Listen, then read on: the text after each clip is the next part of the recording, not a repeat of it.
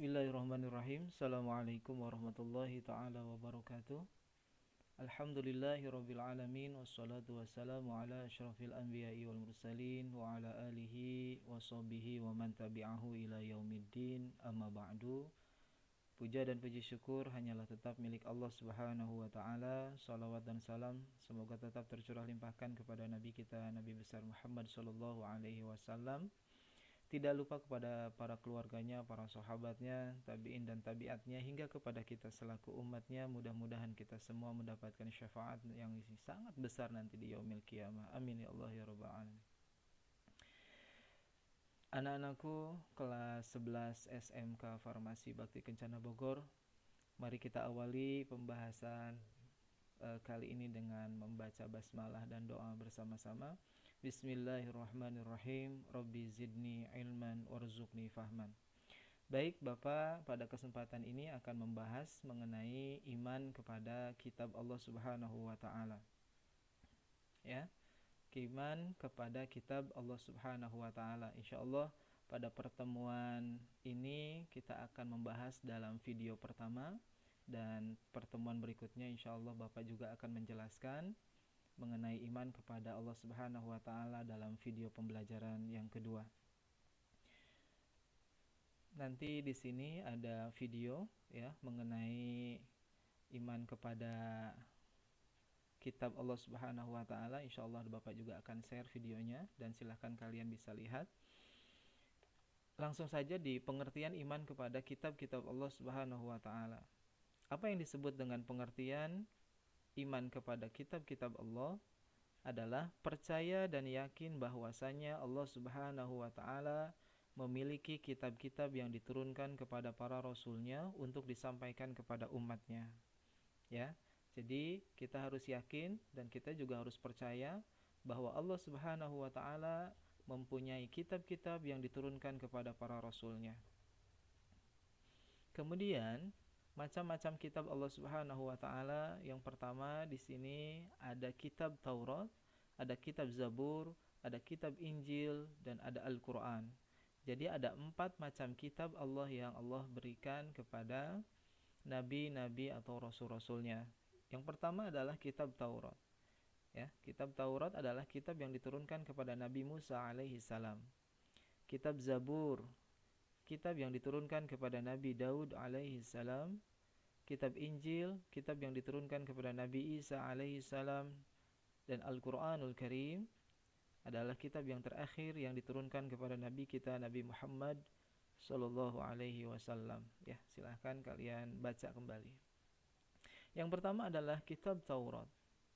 Al-Qur'an surat Al-Isra ayat 2 ini menjelaskan tentang Taurat ya. Jadi kalian harus pahami nanti ketika ada soal yang menjelaskan bahwa surat apakah yang ada dalam Al-Qur'an yang menjelaskan tentang Taurat, kalian jawab Quran surat Al-Isra ayat 2 yang berbunyi A'udzubillahi minasyaitonirrajim. Bismillahirrahmanirrahim. Wa ataina Musal kitaba wa ja'alnahu hudan li bani Israila alla tattakhidhu min duni wakila. Yang artinya, dan kami berikan kepada Musa kitab Taurat dan kami jadikan kitab Al-Qur'an kitab Taurat itu, petunjuk bagi Bani Israel. Dan janganlah kamu mengambil penolong selain aku. Baik ya, ini merupakan penjelasan dari kitab Taurat. Kitab Taurat diturunkan kepada Nabi Musa alaihissalam di Bukit Sinai atau di Bukit Turi Sinai. Kitab Taurat menjadi pedoman serta petunjuk bagi Nabi Musa alaihissalam dan kaum Bani Israel. Berbahasa Ibrani, Semenanjung Sinai adalah sebuah wilayah yang berada di negara Mesir, terletak antara benua Afrika dan Asia, sekitar 450 km dari ibu kota Kairo. Kitab Taurat yang disebut dengan The Ten Commandments atau 10 firman Tuhan. Ya, silakan dibaca lagi. Nah, ini adalah 10 kandungan kitab Taurat. Yang pertama, ada tiada Tuhan selain Allah, jangan menyembah berhala, jangan mempersekutukan Allah, sucikan hari Sabtu, hormati kedua orang tua, jangan membunuh, jangan berzina, jangan mencuri, jangan bersumpah palsu, dan jangan mengambil hak orang lain. Ini semuanya adalah perintah-perintah yang Allah berikan di dalam kandungan kitab Taurat. Yang kedua adalah kitab Zabur. Ya, Al-Quran yang menjelaskan kitab Zabur ini terdapat dalam Quran surat An-Nisa ayat 163 yang berbunyi Bismillahirrahmanirrahim wa ataina Dawuda zabura, dan kami berikan kitab Zabur kepada Nabi Daud alaihissalam. Ingat ya, Zabur diberikan kepada Nabi Daud alaihissalam. Nah, ada apa di dalam kitab Zabur ini? Ternyata di dalam kitab Zabur ini terdapat 5 nyanyian ya. Bapak juga nggak tahu nyanyiannya seperti apa. Yang kalian harus tahu, kitab Zabur ini berisi 150 surat yang disenandungkan oleh Nabi Daud alaihissalam. Karena salah satu mukjizat dari Nabi Daud alaihissalam adalah suaranya sangat bagus. Diturunkan di Yerusalem, berbahasa Kiptiyah. Yang pertama nyanyian untuk memuji Tuhan, nyanyian perorangan sebagai ucapan syukur, ratapan-ratapan jamaah, ratapan dan doa individu. Yang kelima ada nyanyian untuk raja ya. Nah, jadi kalian harus tahu saja, hanya sebatas tahu saja, ternyata di dalam kitab Zabur ini ada 5 nyanyian ini. Lanjut lagi, ada yang ketiga, kitab Injil. Al-Quran yang menjelaskan tentang kitab Injil ini ada di dalam surat Al-Hadid ayat 27 yang berbunyi Bismillahirrahmanirrahim, Thumma qaffayna ala atharihim birusulina wa qaffayna bi'isa ibn Maryam wa atainahul injila wa ja'alna fi qulubil ladzina taba'uhu ra'fatan wa rahmah.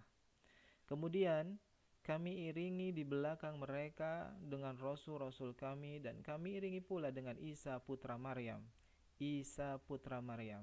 Dan kami berikan kepadanya Injil, dan kami jadikan dalam hati orang-orang yang mengikutinya rasa santun dan rasa kasih sayang. Baik ya, ini adalah kitab Injil. Kemudian yang terakhir, Allah Subhanahu wa taala memberikan kitab Al-Qur'an kepada Nabi kita, Nabi Muhammad sallallahu alaihi wasallam, nabi akhir zaman. Tidak ada lagi nabi dan tidak ada lagi rasul ya, kecuali Rasulullah sallallahu alaihi wasallam. Nah, di sini Al-Qur'an dijelaskan juga di dalam Quran surat Al-Baqarah ayat 2 yang berbunyi Dzalikal kitabu la raiba fih ya, hudal lil muttaqin. Kitab Al-Qur'an ini tidak ada keraguan padanya, petunjuk bagi mereka yang bertakwa. Jadi sekali lagi, ini adalah 4 kitab yang Allah berikan. Kitab Taurat, kitab Injil, kitab Zabur, dan Al-Quranul Karim.